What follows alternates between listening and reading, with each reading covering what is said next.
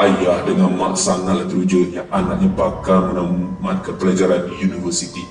Namun, mereka dibunuh oleh anak itu sendiri dan seluruh keluarga yang tinggal di rumah itu turut menjadi mangsa.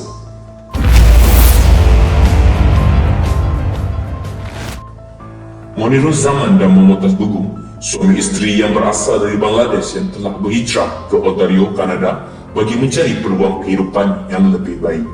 Di sana, pasangan Muslim tersebut telah dikurniakan dua orang cahaya mata, iaitu Menhans yang dilahirkan pada tahun 1996 disusuli dengan Malisa pada 2 tahun kemudian.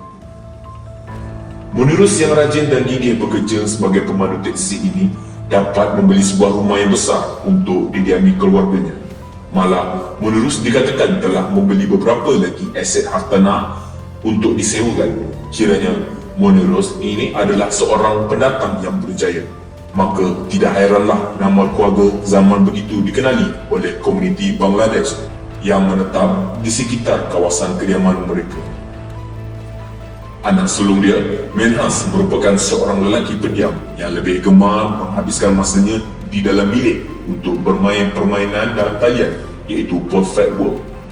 Walau bagaimanapun, Menhans adalah seorang anak yang mendengar kata dan rajin mengikut bapanya pergi ke masjid bagi menunaikan solat.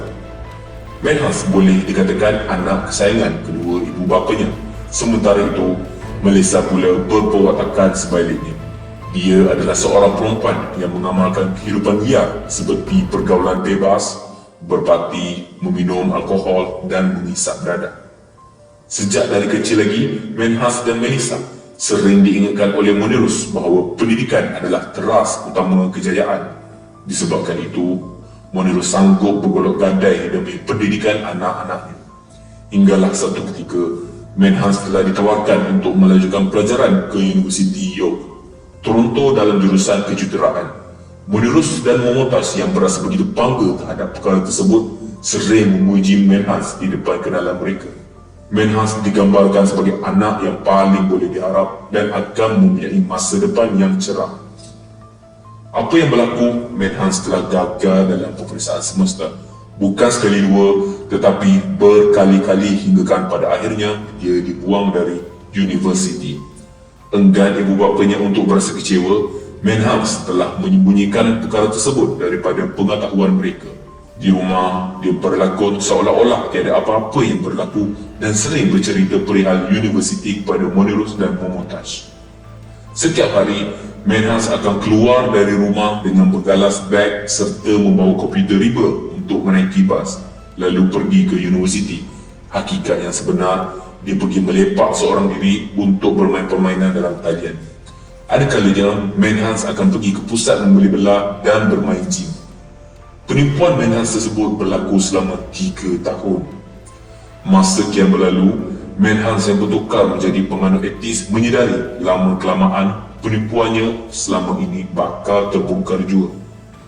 Jadi, dia pun merancang sesuatu untuk melegakan kerisauan yang telah melanda di hatinya sejak sekian lama. Bulan Julai 2019, Monirus dan Momotaz semakin merasa teruja kerana majlis graduasi Menhans bakal tiba.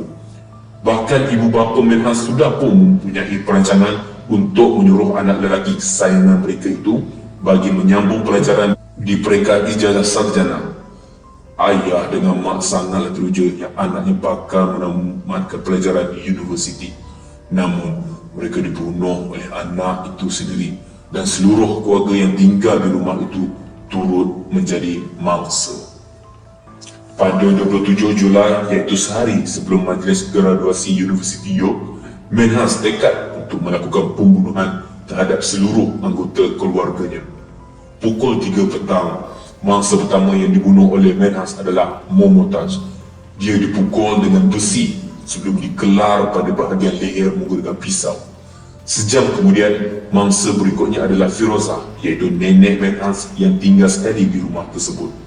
Sama seperti Momotaz, Firozah turut dikelar pada bahagian leher. Selepas Momotaz dan Firozah dibunuh, Menhans sempat untuk bermain permainan video dan tidur sementara menunggu kepulangan Melissa yang melakukan kerja sambilan. Sebaik Melissa pulang, dia menerima nasib yang serupa seperti ibu dan neneknya. Tidak lama kemudian, menerus pulang ke rumah, Menhan sebagai dirasuki syaitan bertindak untuk menghentak kepala bapanya bertubi-tubi dengan objek berat. Lagi mengerikan, leher menerus telah dibelah oleh Menhans. Selesai pembunuhan tersebut, Menhans memasuki ruang sembang dalam permainan talian untuk memberitahu tentang apa yang dilakukan terhadap keluarganya. Pada mula-mulanya, rakan alamaya Menhans sekadar beranggapan cerita pembunuhan tersebut adalah sekadar jenaka. Namun, hanya selepas Menhans menghantar gambar mayat dan bersuah foto sambil memegang pisau yang dibasahi dengan darah, barulah mereka benar-benar mempercayainya. Pihak polis yang kemudian menerima maklumat tentang pembunuhan itu tidak mengambil masa yang lama untuk menjejaki lokasi rumah Menhans dan melakukan tangkapan terhadapnya. Mengikut menerus Momotaz, Firoza dan Malisa, mayat mereka berempat ditemui di tingkat atas rumah.